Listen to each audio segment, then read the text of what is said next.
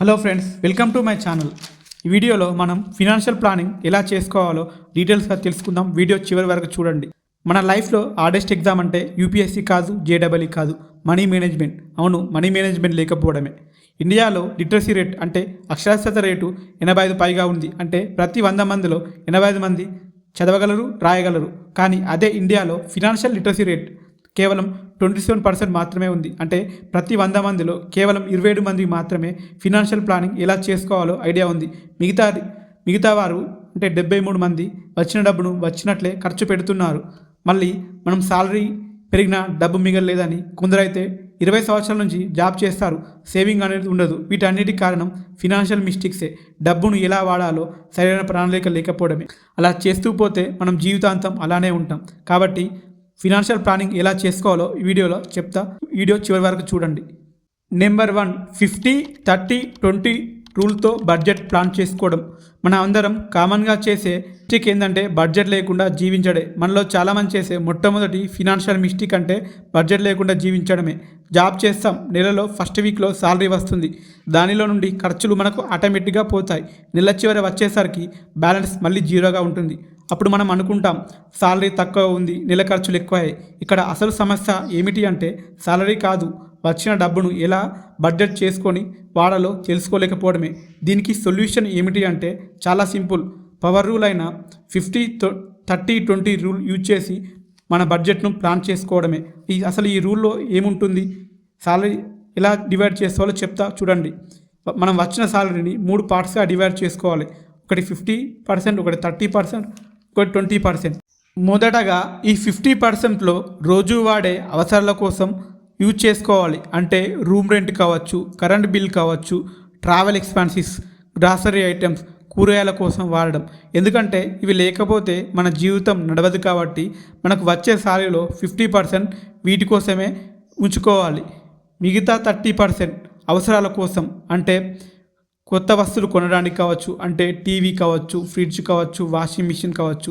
వీటితో పాటు షాపింగ్ కోసం అని, వీకెండ్లో బయటికి వెళ్ళడానికి, మూవీస్ చూడడానికి, వీటి కోసం ఒక 30% సాలరీ అని పక్కన పెట్టుకోవాలి. ఇవి అవసరం కాదు, లైఫ్ స్టైల్లో భాగం. కాబట్టి వీటి కోసం 30% అనేది మనం సాలరీలో పక్కన పెట్టుకోవాలి.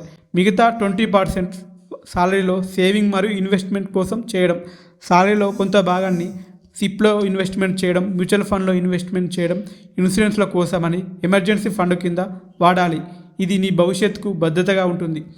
ఈ 50-30-20 రూల్ వాడే ఒక పర్సన్ ఎలా ఉంటాడో ఎగ్జాంపుల్ చెప్తా చూడండి. ఏ అనే పర్సన్ 30 ఏళ్ళ జీవితంతో జీవిస్తున్నాడు. అతను ఈ 50-30-20 రూల్ వాడి తన ప్లానింగ్ ఎలా చేసుకున్నాడో చూస్తే సాలరీ 30,000, అవసరాల కోసం 50% అంటే 15,000 తన రోజు వాడే ఖర్చుల కోసం పక్కన పెట్టుకోగా, రిమైనింగ్ అవసరాల కోసం అంటే 9,000 కొత్త వస్తువులు కొనడానికి కావచ్చు, షాపింగ్ కావచ్చు, వీకెండ్ ఖర్చులకు కావచ్చు అలా పక్కన పెట్టుకున్నాడు. మిగతా 20% సేవింగ్ అంటే సిప్లో ఇన్వెస్ట్మెంట్ కావచ్చు, ఎమర్జెన్సీ ఫండ్ కింద ఉంచుకోవడం కావచ్చు, లేక ఇన్సూరెన్స్ల కోసం పక్కన పెట్టుకున్నాడు అనుకున్నాం. ఇలా చేస్తే నెలకి 6,000 సేవింగ్ చేసిన సంవత్సరానికి 72,000 అవుతాయి. అదే 10 సంవత్సరాల్లో లక్షల్లో ఉంటుంది. అది కూడా 50-30-20 రూల్ కరెక్ట్గా వాడి ప్లాన్ చేసుకుంటే. కానీ నిజ జీవితంలో ఇది జరుగుతుందంటే జరగదు. అవసరాలకి, కోరికలకు మొత్తం సాలరీ వాడి నెల చివర ₹1 లేకుండా ఉండడం. ఇక్కడ తప్పు ఎక్కడ జరుగుతుందంటే అవసరాల పేరుతో ఖర్చులను పెంచడం. ఇదే పెద్ద ఫినాన్షియల్ మిస్టేక్గా ఉంది మనీ మేనేజ్మెంట్లో. బడ్జెట్ లేకుండా జీవిస్తే నీకు ఎంత సాలరీ పెరిగినా సంపద మాత్రం పెరగదు. బడ్జెట్తో జీవిస్తే చిన్న సాలరీతో కూడా భవిష్యత్తులో వెల్త్ అనేది క్రియేట్ అవుతుంది. అందుకే మనీ మేనేజ్మెంట్లో ఈ 50-30-20 రూల్ వాడి చాలామంది వెల్త్ క్రియేట్ చేసుకుంటున్నారు. మీరు సాలరీ పర్సన్ అయితే ఇప్పటి నుంచే 50-30-20 రూల్ వాడి ఇన్వెస్ట్మెంట్ చేసి మీరు ఆర్థికంగా ఎదగడానికి తోడ్పడండి. నెంబర్ 2, ఎమర్జెన్సీ ఫండ్ ఉంచుకోవడం. ఎమర్జెన్సీ ఫండ్ ఎందుకంటే ఆపద అనేది మనకు చెప్పి రాదు కదా. కాబట్టి ప్రతి ఒక్కరికి ఎమర్జెన్సీ ఫండ్ కింద కొంత అమౌంట్ ఉంచుకోవాలి. ఒక ఎగ్జాంపుల్ చెప్తా చూడండి. కరోనా టైంలో లాక్డౌన్ వల్ల చాలామందికి ఇంట్లోనే ఉన్నారు. ఆ టైంలో డబ్బులు లేక చాలామంది ఇతరులను డబ్బు అడిగే ఉంటారు కదా. అలాంటిది మళ్ళీ రాకుండా ఉండాలంటే ఎమర్జెన్సీ ఫండ్ ఉండాలి. దీనివల్ల మన జాబ్స్ కోల్పోయినా, ఫ్యామిలీకి ఏదైనా ఆపద వచ్చినా ఒకరి దగ్గర చేయి చాచకుండా ఈ ఫండ్ అనేది ఆపద సమయంలో మనల్ని కాపాడుతుంది. మరి ఈ ఎమర్జెన్సీ ఫండ్ అనేది ఎంత ఉండాలి అనేది చెప్తా చూడండి. మన నెల ఖర్చులకు 6 టైమ్స్ ఉండాలి ఎమర్జెన్సీ ఫండ్ అనేది. అంటే మనం నెలకు 20,000 ఖర్చు పెడితే దానికి 6 రెట్లు అంటే 1,20,000 వరకు అయ్యే వరకు మనం సేవింగ్ అకౌంట్ కింద ఎమర్జెన్సీ ఫండ్ ఉంచుకోవాలి. ఈ ఎమర్జెన్సీ ఫండ్కు ఒక సపరేట్ అకౌంట్ వాడండి. ఇలా చేస్తే ఎమర్జెన్సీ ఫండ్ కింద 1,20,000 వచ్చేదాకా సేవింగ్ చేసి పక్కన పెట్టండి. ఇది కేవలం ఎమర్జెన్సీ టైంలోనే వాడి చూడండి, మీకే అర్థమవుతుంది మీకు ఎలాంటి ఆర్థిక భద్రత ఉంటుందో ఆ టైంలో. నెంబర్ 3, ఇన్సూరెన్స్లు తీసుకోవడం. ఫినాన్షియల్ ప్లానింగ్లో one of the main pillar అంటే ఇన్సూరెన్స్లే. మీరు కనుక ఇన్సూరెన్స్ తీసుకున్నట్టయితే మీ ఫినాన్షియల్ ప్లాన్ కరెక్ట్గా ఉన్నట్టే. ఇన్సూరెన్స్ అనేది ఏది పడితే అది తీసుకోవద్దు. ఏదైనా సందర్భంలో మనం లేకున్నా ఫ్యామిలీ మంచిగా ఉండాలంటే 2 రకాల ఇన్సూరెన్స్లు తప్పనిసరిగా ఉండాలి ప్రతి ఒక్కరికి. అందులో మొదటిది హెల్త్ ఇన్సూరెన్స్ అయితే రెండవది టర్మ్ ఇన్సూరెన్స్. నన్ను అడిగితే నేను మొదట హెల్త్ ఇన్సూరెన్స్ తీసుకున్న తర్వాత టర్మ్ ఇన్సూరెన్స్ తీసుకోమని చెప్తా. హెల్త్ ఇన్సూరెన్స్ ఎందుకంటే మీరు మీ ఫ్యామిలీ మొత్తానికి హెల్త్ ఇన్సూరెన్స్ తీసుకున్నారు అనుకుందాం. ఇన్సూరెన్స్ తీసుకున్న తర్వాత ఫ్యామిలీలో ఎవరికైనా హెల్త్ ఇష్యూ వల్ల 3 రోజుల కంటే ఎక్కువ అంటే 72 గంటల కంటే ఎక్కువ హాస్పిటల్లో అడ్మిట్ చేశారు అనుకుంటే దాదాపు హాస్పిటల్లో 10 లక్షల వరకు ఖర్చు అయింది అనుకుందాం. ఒకవేళ హెల్త్ ఇన్సూరెన్స్ అనేది ఉంటే మనకు ఆ బిల్లులో 98% వరకు బిల్ని ఇన్సూరెన్స్ ద్వారా క్లెయిమ్ చేసుకోవచ్చు. అదే గనక హెల్త్ ఇన్సూరెన్స్ అనేది లేకపోతే ఆ మొత్తం మనం అప్పు చేసో లేక ఇన్ని రోజులు మనం దాచుకున్న సేవింగ్ అకౌంట్లోకి వెళ్ళి పే చేయాల్సి ఉంటుంది. అందుకే ఖచ్చితంగా హెల్త్ ఇన్సూరెన్స్ అనేది ప్రతి ఒక్కరూ ఖచ్చితంగా తీసుకోవాలి. బయట చాలా యాక్సిడెంట్స్ జరుగుతాయి. మన తప్పు ఉన్నా లేకున్నా యాక్సిడెంట్స్ జరుగుతూనే ఉన్నాయి. చాలామంది హాస్పిటల్ పాలు కూడా అవుతున్నారు. దాంట్లో వాళ్ళ మెడికల్ ఖర్చులు పెరిగాయి కాబట్టి ప్రతి ఒక్కరికి హెల్త్ ఇన్సూరెన్స్ అనేది ఉండాలి. దీంతోపాటు మీ ఫ్యామిలీ మీ మీద ఆధారపడి ఉంటే ఖచ్చితంగా మీరు టర్మ్ ఇన్సూరెన్స్ ఉండాలి. మరి టర్మ్ ఇన్సూరెన్స్ అనేది ఎంతవరకు తీసుకోవాలంటే మన వార్షిక సంపాదనకు అంటే సంవత్సరానికి ఎంత సంపాదిస్తున్నామో దానికి 20 టైమ్స్ ఎక్కువ ఇన్సూరెన్స్ తీసుకోవాలి. ఎగ్జాంపుల్గా మీరు సంవత్సరానికి 10 లక్షలు సంపాదిస్తుంటే దానికి 20 టైమ్స్ అంటే 2 కోట్ల టర్మ్ ఇన్సూరెన్స్ తీసుకోవాలి. మీరు కనుక ఈ ఇన్సూరెన్స్లు తీసుకుంటే ఫినాన్షియల్ ప్లాన్ని మంచిగా చేసుకున్నట్లే. నెంబర్ 4, లోన్స్కి దూరంగా ఉండడం. మనలో చాలామంది లోన్స్ అనే మాట వింటేనే భయపడతారు. లోన్స్ అంటే ప్రాబ్లం కాదు, అప్ప అంటే టెన్షన్ అని.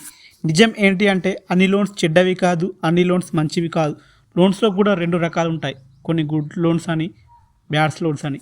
ఈ గుడ్ లోన్స్ అనేవి మీ ఇన్కమ్ని ఫ్యూచర్ పెంచే లోన్స్ అంటారు. అంటే మీ ఇన్కమ్ని ఫ్యూచర్లో పెంచేస్తాయి. గుడ్ లోన్లో ఇన్కమ్ అనేది జనరేట్ చేస్తుంది, లాంగ్ టర్మ్లో బెనిఫిట్ ఉంటుంది, ఇంట్రెస్ట్ అనేది మేనేజబుల్గా ఉంటుంది. గుడ్ లోన్ కింద ఎడ్యుకేషన్ లోన్ కావచ్చు, హోమ్ లోన్ కావచ్చు, బిజినెస్ లోన్కి అనేవి వస్తాయి. హోమ్ లోన్ చూసుకున్నాం ఎగ్జాంపుల్గా. గుడ్ లోన్లో లోన్ తీసుకుని ఒక ఫ్లాట్ కట్టారు, ఈఎంఐ అనేది 14,000గా ఉందనుకున్నాం. ఫ్లాట్లో రెంట్ కింద 12,000 వస్తాయి. లోన్ ద్వారా ఒక సొంత ఇంటిని నిర్మించుకున్న వారు అవుతాం. ఒక అసెట్ కూడా క్రియేట్ అవుతుంది, మనకు హౌస్ వాల్యూ పెరుగుతుంది, రెంట్ అనేది తక్కువగా ఉంటుంది. కాబట్టి ఇక్కడ ఈఎంఐ అనేది మనకు ఒక అసెట్గా ఉంటుంది. ఇది గుడ్ లోన్ కింద వస్తుంది. అదే బ్యాడ్ లోన్ అంటే మీ ఇన్కమ్ని పెంచేవి, మన ఖర్చులను పెంచే లోన్స్ని బ్యాడ్ లోన్స్ అంటారు. బ్యాడ్ లోన్స్లో ఇంట్రెస్ట్ అనేది ఎక్కువగా ఉంటుంది. షార్ట్ టర్మ్ హ్యాపీనెస్ కోసం ఇవి ఎంత తీసుకున్నా స్ట్రెస్గానే ఉంటుంది. ఎగ్జాంపుల్గా లోన్ యాప్స్ కావచ్చు, క్రెడిట్ కార్డ్ బిల్ కావచ్చు. గుడ్ లోన్ అనేది మీ ఫ్యూచర్ను బిల్డ్ చేస్తే బ్యాడ్ లోన్ అనేది మీ ఫ్యూచర్ని బర్న్ చేస్తుంది. సో బ్యాడ్ లోన్స్కి ఎంత దూరం ఉంటే అంత మంచిది. ఇది కూడా ఫినాన్షియల్ ప్లానింగ్లో one of the main pillar అని చెప్పి. Number 5, don't be depend on single source of income. మీరు ఒక జాబ్ చేస్తున్నారు, నెలకు 50,000 వస్తున్నాయి.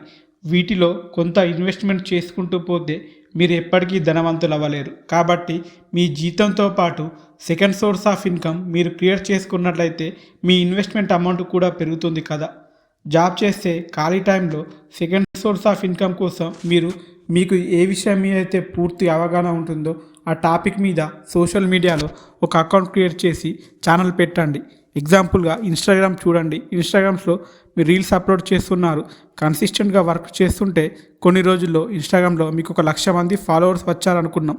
అలా వచ్చాక కొన్ని కంపెనీలు ప్రమోషన్ కింద నెలకు 10,000 దాకా ఇచ్చి ప్రమోషన్ చేయించుకుంటాయి. అలా మీకు ప్రతి నెలలో 2 దొరికిన మీకు దాదాపు 20,000 వస్తాయి కదా. అలా మీరు జీతంతో వచ్చే ఇన్వెస్ట్మెంట్తో పాటు ఈ 20,000 కూడా ఇన్వెస్ట్కు యాడ్ చేసుకుంటూ పోతే మీ ఇన్వెస్ట్మెంట్ అనేది త్వరగా పెరుగుకుంటా పోయి వెల్త్ అనేది క్రియేట్ అవుతుంది కదా. కాబట్టే ఒక్కదాని మీదే ఆధారపడకుండా సెకండ్ సోర్స్ ఆఫ్ ఇన్కమ్ కూడా చూసుకోవాలి. Number 6, early retirement plan. సాధారణంగా అందరూ చేసే ఒక తప్పు, ఇంకా టైం ఉందని 40 సంవత్సరాల తరసా చూద్దామని ఎర్లీ రిటైర్మెంట్ ప్లాన్ను ఇగ్నోర్ చేస్తూ ఉంటారు. కొందరైతే 25 నుంచి 30 సంవత్సరాల మధ్య ఉన్న పర్సన్లు అయితే ఇప్పుడే కదా జాబ్ వచ్చింది, ఈఎంఐస్ ఉన్నాయని లైఫ్ స్టైల్ చేంజ్తో బిజీగా ఉండి రిటైర్మెంట్ ప్లాన్ని లాస్ట్ ప్రియారిటీగా ఇస్తారు. కానీ నిజం ఏంటంటే ఈజీగా స్టార్ట్ చేస్తే తక్కువ ఇన్వెస్ట్మెంట్తో లాంగ్ హై రిటర్న్స్ వస్తాయి. తద్వారా జీరో స్ట్రెస్తో రిటైర్మెంట్ తర్వాత హ్యాపీగా లైఫ్ లీడ్ చేయొచ్చు. ఎగ్జాంపుల్ చూద్దాం. ఏ అనే పర్సన్ రిటైర్మెంట్ ప్లానింగ్ 20 సంవత్సరాలకే స్టార్ట్ చేశాడు అనుకుందాం. నెలకు 5,000తో మిగతా 30 సంవత్సరాలకు కాలానికి తక్కువలో తక్కువ 8% రిటర్న్తో క్యాలిక్యులేట్ చేసి చూద్దాం. టోటల్ ఈ 30 సంవత్సరాలలో అతను చేసే ఇన్వెస్ట్మెంట్ అనేది 21 లక్షలుగా ఉండగా రిటైర్మెంట్ వాల్యూ అనేది 1,15,00,000గా ఉంటుంది. అదే పర్సన్ బి అనే పర్సన్ రిటైర్మెంట్ ప్లాన్ను 40 సంవత్సరాలకు స్టార్ట్ చేశాడు, అది కూడా నెలకు 15,000తో. కానీ అతనికి టైం అనేది 20 సంవత్సరాల నోట్ల రిటైర్మెంట్ ఇన్వెస్ట్మెంట్ అనేది 30 లక్షలుగా ఉంటుంది. రిటైర్మెంట్ వాల్యూ అనేది 89 లక్షలుగానే వస్తుంది. ఇక్కడ మీరు ఒకటి అబ్జర్వ్ చేస్తే ఏ కంటే బి 3 రెట్ల అమౌంట్తో ఇన్వెస్ట్మెంట్ చేసిన బీకి ఏ కంటే తక్కువనే వస్తుంది. ఎందుకంటే ఏ అనే పర్సన్ ఎర్లీగా స్టార్ట్ చేసి రిటర్న్ ఎక్కువ పొందడమే. కాబట్టి ఎర్లీ రిటైర్మెంట్ ప్లాను ఇప్పటి నుంచే చేసుకోవడం బెటర్. ఈ వీడియో ద్వారా మీరు తెలుసుకున్నది ఒకటి మాత్రం క్లియర్. డబ్బు సమస్యకు జీతం తక్కువ ఉండడం కాదు, డిసిషన్స్ అనేవి తప్పుగా ఉండడం వల్లే. మనలో చాలామంది అనుకుంటాం సాలరీ పెరిగితే అన్నీ సెట్ అయిపోతాయని. కానీ నిజం ఏమిటి అంటే సాలరీ పెరుగుతుంది, లైఫ్ స్టైల్ కూడా పెరుగుతుంది కదా, అక్కడ మళ్ళీ సేవింగ్ జీరోనే ఉంటాయి. ఫినాన్షియల్ సక్సెస్ అంటే లగ్జరీ లైఫ్ కాదు. ఫినాన్షియల్ సక్సెస్ అంటే పీస్ ఆఫ్ మైండ్గా ఉండడం. మీరు రిచ్ కావాల్సిన అవసరం లేదు, ఫినాన్షియల్గా ఇండిపెండెంట్ అయితే చాలు. ఇప్పుడే యాక్షన్ తీసుకోపోతే రేపు చేద్దాం తర్వాత చేద్దాం అనుకుంటూ పోతే అది సంవత్సరాలే గడుచుకుపోతాయి. చివరిగా ఒక మాట, డబ్బును మనం కంట్రోల్ చేయాలి, డబ్బే మిమ్మల్ని కంట్రోల్ చేయకూడదు. ఈ వీడియో మీ ఆలోచనలో చిన్న చేంజ్ తీసుకొచ్చినా చాలు. వీడియో నచ్చితే లైక్ చేయండి. ఇలాంటి ఫినాన్షియల్ కంటెంట్ కోసం ఛానల్ని సబ్స్క్రైబ్ చేసుకోండి. మీ లైఫ్లో బిగ్గెస్ట్ ఫినాన్షియల్ మిస్టేక్ ఏంటో కామెంట్ చేయండి. Thank you for watching.